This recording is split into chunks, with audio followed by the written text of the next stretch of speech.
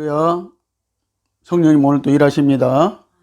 오늘 우리에게 주신 하나님 말씀은 창세기 38장 12절부터 16절과 24절부터 30절 말씀을 보시겠습니다. 자, 말씀을 보십니다. 얼마 후에 유다의 아내 수아의 딸이 죽은지라 유다가 위로를 받은 후에 그 친구 아둘람 사람 히라와 함께 딥나로 올라가서 자기 양털 깎는 자에게 이르렀더니 혹이 다말에게 고하되 네 시부가 자기 양털을 깎으려고 딥나에 올라왔다 한지라 그가 그 가부의 의복을 벗고 면박으로 얼굴을 가리고 몸을 휩싸고 딥나 길 곁 에나임 문에 앉으니 이는 셀라가 장성함을 보았어도 자기를 그의 아내로 주지 않음을 인함이라. 그가 얼굴을 가리웠으므로 유다가 그를 보고 창녀로 여겨 길 곁으로 그에게 나아가 가로되 청컨대 나로 네게 들어가게 하라 하니 그 자부인 줄 알지 못하였음이라. 그가 가로되 당신이 무엇을 들고 내게 들여오려느냐. 24절 석 달쯤 후에 혹이 유다에게 고하여 가로되 네 며느리 다말이 행음하였고 그 행음함을 인하여 잉태하였느니라. 유다가 가로되 그를 끌어내어 불사르라. 여인이 끌려나갈 때에 보내어 시부에게 이르되 이 물건 임자로 말미암아 잉태하였나이다. 청컨대 보소서 이 도장과 그 끈과 지팡이가 네 것이니까 한지라. 유다가 그것들을 알아보고 가로되 그는 나보다 옳도다. 내가 그를 내 아들 셀라에게 주지 아니하였음이로다 하고 다시는 그를 가까이 하지 아니하였더라. 임산하여 보니 잉태 상태라. 해산할 때에 손이 나오는지라. 산파가 가로되 이는 먼저 나온 자라 하고 홍사를 가져 그 손에 메었더니 그 손을 도로 들이며 그 형제가 나오는지라. 산파가 가로되 네가 어찌하여 터치고 나오느냐 한고로 그 이름을 베레스라 불렀고 그 형제 곧 손에 홍사 있는 자가 뒤에 나오니 그 이름을 세라라 불렀더라. 아멘. 할렐루야. 오늘은 이 본문 말씀을 통하여서 시바지 다말의 사명이라는 제목으로 말씀을 우리가 나누시겠습니다. 자, 유다는 다말에게서 베레스와 셀라를 낳고라고 마태복음 1장 3절에서 말씀을 하고 있습니다. 마태복음 1장은 예수님의 족보에 대해서 우리에게 말씀을 합니다. 유다는 다말의 시아버지입니다. 며느리와 시아버지의 음행으로 낳은 아들이 예수님의 족보에 올라 있습니다. 세상 사람들도 인정할 수 없는 윤리적, 도덕적으로 추한 족보를 우리가 볼 수가 있습니다. 이것이 진리인 줄 여러분들 믿으시기를 바랍니다. 성경은 있었던 그대로의 일을 기록해 놓은 것이 성경입니다. 그러나 다른 종교의 경전은 그렇지가 않습니다. 다말은 시아버지와 음행으로 유다에게서 베레스와 셀라를 낳았습니다. 다말은 왜 자기 자신에게 아무 이익이 되지 않는 짓을 굳이 했을까요? 이것은 육적인 눈으로는 절대 이해할 수 없고 영적인 눈으로 보지 않으면 풀릴 수 없는 일입니다. 자, 그래서 우리는 성령 받고 영적인 눈을 열어서 이 생명의 말씀, 진리의 말씀을 보아야 할 줄 믿으시기를 바랍니다. 자, 다말의 남편 엘이 자녀가 없이 죽고 동생 오난이 다말에게 들어갔으나 불순종으로 유다 가문의 씨를 받지 못한 다말은 육신적으로 생각하면은 청산가부로서 새 인생을 시작할 수도 있는 일생일대의 좋은 기회였습니다. 오난은 땅에 설정함으로 불순종의 죄로 죽었습니다. 그런데 이 다말은 친정으로 돌아가서 잘 살 수가 있었을 것인데 왜 굳이 창녀로 변장하고 시아버지를 속이면서까지 불륜의 관계를 맺으면서까지 씨를 받으려고 했겠습니까? 오늘 여기에서 이 말씀에서 우리가 이 씨 생명, 이 씨복음이 얼마나 중요한가를 깨달아야 할 것입니다. 영아의 열린인 다말의 신앙을 우리가 한번 보십니다.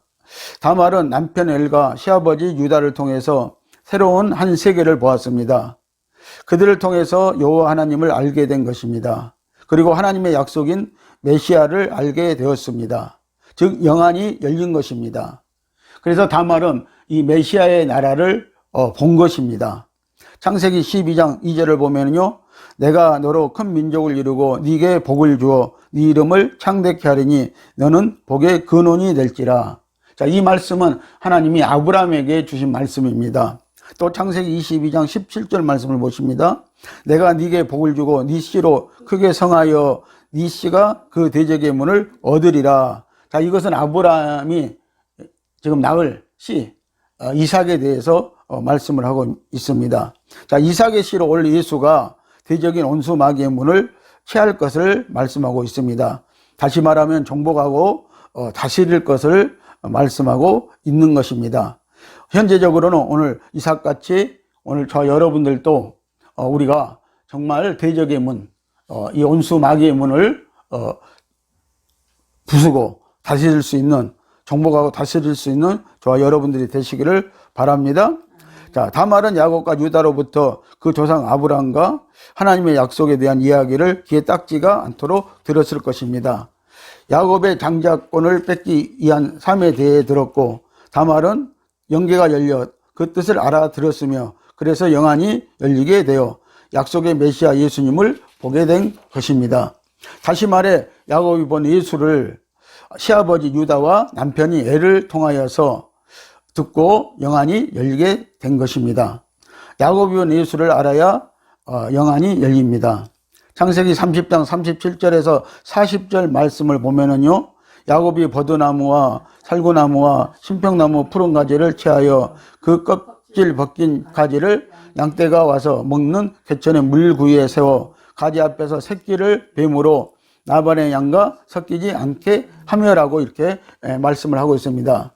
자, 양으로 야곱에게 생명이 무엇인가, 생명의 씨가 무엇인가를 하나님은 보여주신 것을 우리가 여기서 볼 수가 있습니다.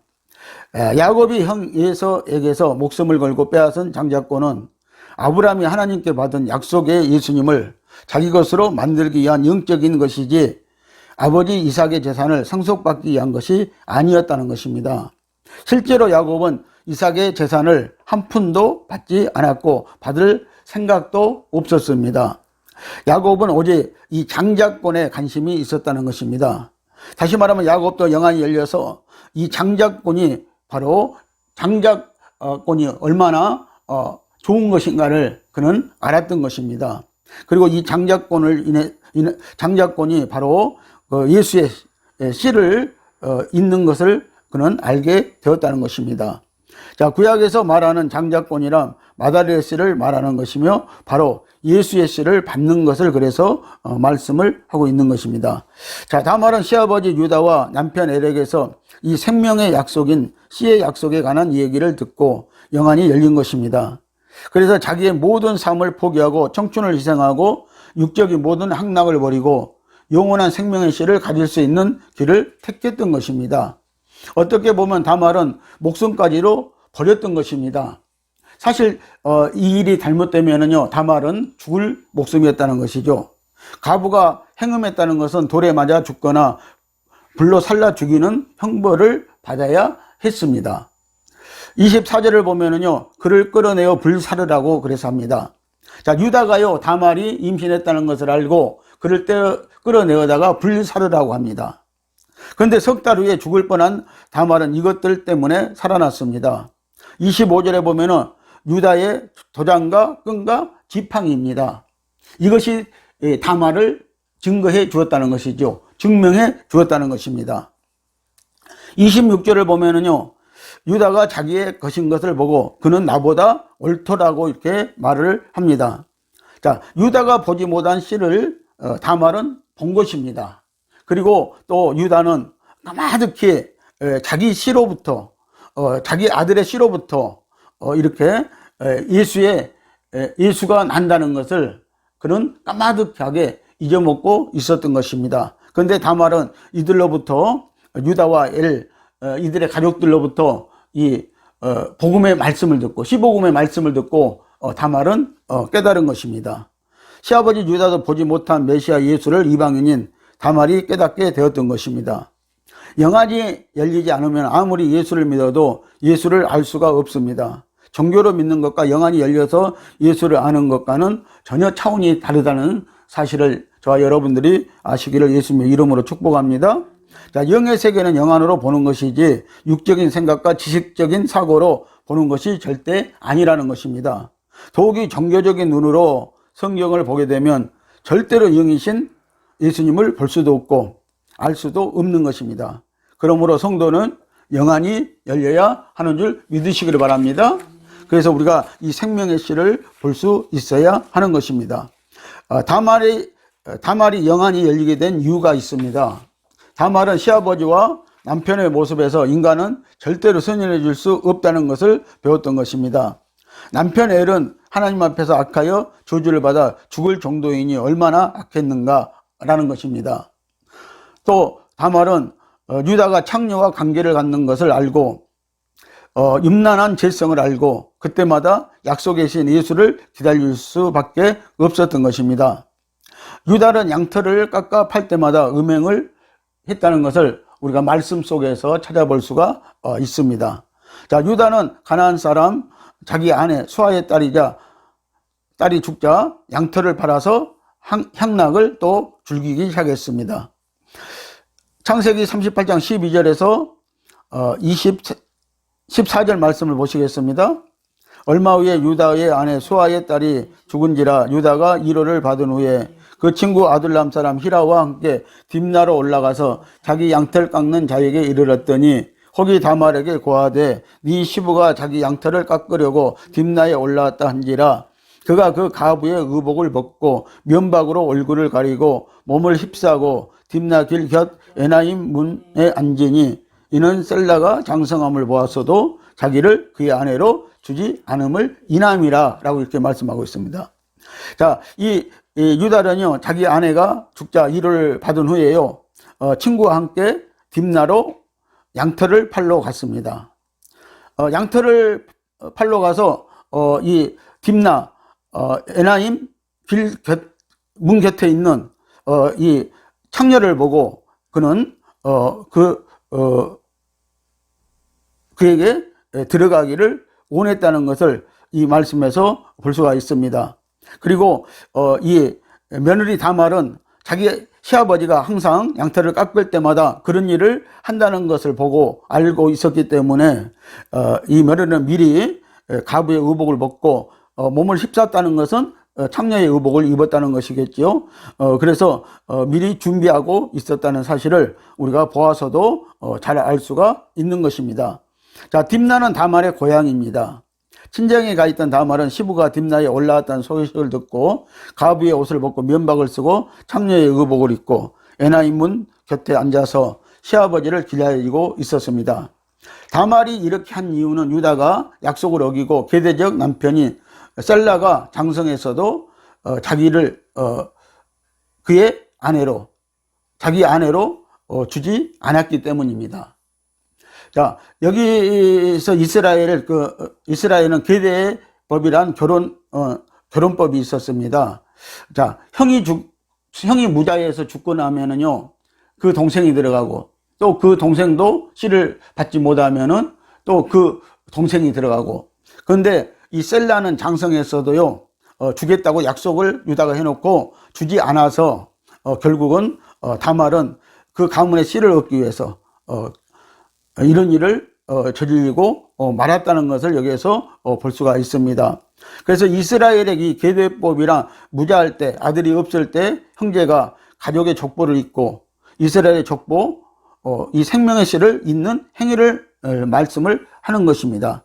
신명기 25장 5절에서 6절을 보면은 우리가 잘 알 수가 있습니다. 자, 말씀을 한번 보시면은요, 형제가 동거하는데 그중 하나가 죽고 아들이 없거든 그 죽은 자의 아내는 나가서 시집까지 말 것이요 그 남편의 형제가 그에게로 들어가서 그를 취하여 아내를 삼아 그의 형제된 의무를 그에게 다 행할 것이요 그 여인의 낳은 첫 아들로 그 죽은 형제의 후사를 있게 하여 그 이름을 이스라엘 중에서 끊어지지 않게 할 것이요 라고 이렇게 말씀을 하고 있습니다. 자, 이스라엘은 그 율법에 의해서요, 이 계대법이라는 것이 있었는데요, 이것은 형제가 죽으면 그 동생들이 계속해서 아들을 낳을 때까지, 그 큰 형의 아들을 낳을 때까지, 이렇게 계속해서 장가를 그 형의 아내에게 가야 한다는 법이 있었다는 것입니다. 그래서 그 아들을 낳아야 되었습니다.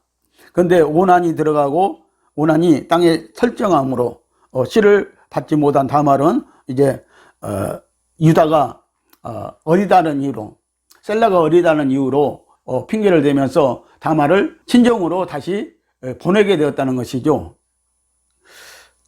그러는데 그 셀라가 장성해도 주지 않은 것을 보고 다말은 그 씨를 어디로부터 받기로 했습니까? 시아버지로부터 이제 받기로 한 것입니다. 자, 이너브노 다말이 모든 인생의 향락을 버리고 목숨을 걸고라도 유다 가문의 씨를 받으려고 한 것은 단순한 믿음의 얘기로 이해해서는 우리가 안 된다는 것입니다. 다말은 씨가 없어 죽은 이스라엘을 다시 말하면 살린 것입니다. 자, 믿음의 씨, 생명의 씨를 받은 우리가 룻을 또 볼 수가 있습니다. 룻기서 4장 13절과 21절에서 22절을 보면요.